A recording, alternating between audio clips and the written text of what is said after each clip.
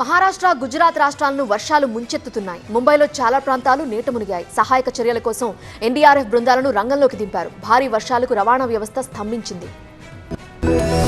ముంబైలో వర్ష బీభత్సం కొనసాగుతోంది. దాదర్, వసాయ్, బాంద్రా, నవీ ముంబైతో పాటు పలు ప్రాంతాల్లో కుండపోత వర్షాలు కురుస్తున్నాయి. వసాయిలో కార్లు నీట మునిగాయి. లోతట్టు ప్రాంతాలు నీట మునగడంతో ప్రజలు ఇబ్బందులు పడుతున్నారు. ఇళ్లలోకి కూడా వరద నీరు ప్రవేశించింది.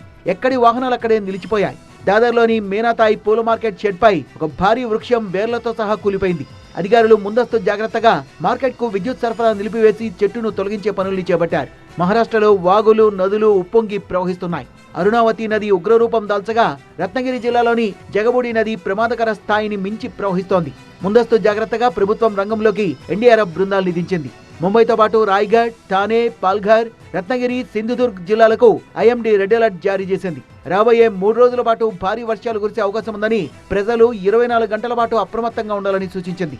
పూణే, సతారా, నాసిక్ ఘాట్ ప్రాంతాల్లో కూడా భారీ వర్షాలకు అవకాశం ఉంది.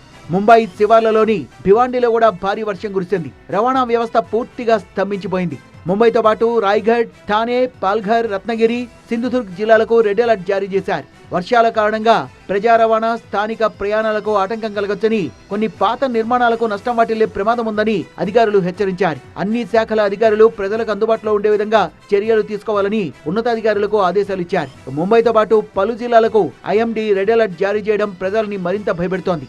వర్షాలకు రోడ్లు నదుల్లా మారిపోయాయని ముంబైలో ఎంఎన్ఎస్ లీడర్ నిరసన తెలిపారు. రోడ్లపై ఈత కొట్టి మహేంద్ర భానుశాలి తన నిరసన వ్యక్తం చేశాడు. డ్రైనేజీ వ్యవస్థ సరిగ్గా లేదని ఆగ్రహం వ్యక్తం చేసిన ఆయన రోడ్లపై నిలిచిన నీరు, జనం అవస్థల్ని వివరిస్తూ నిరసన తెలిపారు. మరోవైపు గుజరాత్ లో ఎడతెరిపి లేని భారీ వర్షాలు బీభత్సం సృష్టిస్తున్నాయి. గత 3 రోజులుగా దంచి కొడుతున్న వానలతో సౌరాష్ట్ర, దక్షిణ గుజరాత్ ప్రాంతాలు అతలాకుతలమవుతున్నాయి. రాజ్కోట్ లో కూడా వర్ష బీభత్సం కొనసాగింది. భారీ వర్షంతో రోడ్లన్నీ పూర్తిగా జలమయమయ్యాయి. రహదారులపై భారీగా వరద నీరు చేరడంతో రోడ్లు చెరువుల్ని, నదుల్ని తలపిస్తున్నాయి.